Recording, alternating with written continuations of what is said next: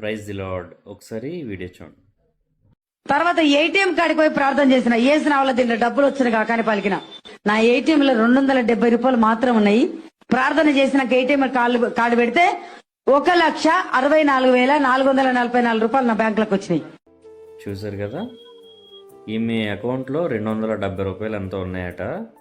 తర్వాత యేసుక్రీస్తు ప్రభు వారు 1,64,440 అంటే చిల్లరతో సహా ఆమె చెప్తుందన్నమాట.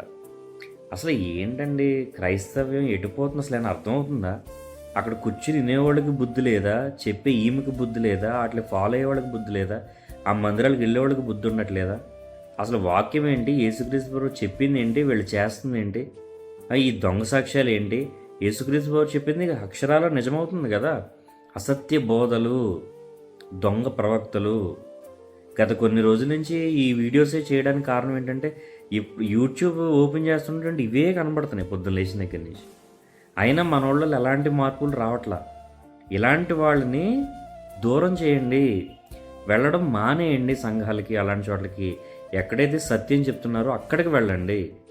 ఇలాంటి దొంగ వాళ్ళ దగ్గరికి వెళ్ళి మీ ఆత్మల్ని నాశనం చేసుకోకండి, మీ కుటుంబాన్ని నరకం పాలు చేసుకోకండి. జాగ్రత్త. వాక్యం అంటే వెర్రితనంగా అయిపోయింది ఈ రోజున. ఒకప్పుడు వాక్యం అంటే అన్యులకు వెర్రితనంగా ఉండేదేమో అనుకునేవాళ్ళం, కానీ ఇప్పుడు క్రైస్తవులకు వెర్రితనంగా మారింది. ఇలాంటి వాళ్ళని బట్టే అన్యుల మధ్యన యేసుక్రీస్తున్నాము అవమానించబడుతుంది. కాబట్టి జాగ్రత్త.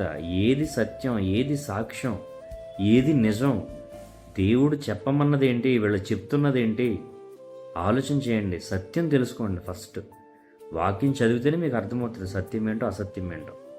అందుకే కొన్ని రోజుల నుంచి ఏకదాటిగా ఈ వీడియోస్ చేయడానికి కారణం ఇలాంటి వాళ్ళని చూసి యేసుక్రీస్తు నామానంగా జరుగుతున్నటువంటి యొక్క అవమానం, వాళ్ళు నిందిస్తున్నటువంటి దూషణ, ఈ ట్రోల్స్ భరించలేకపోతున్నాం. చాలా బాధేస్తుంది. దయచేసి ఇలాంటి వాళ్ళని అవాయిడ్ చేయండి. Praise the lord.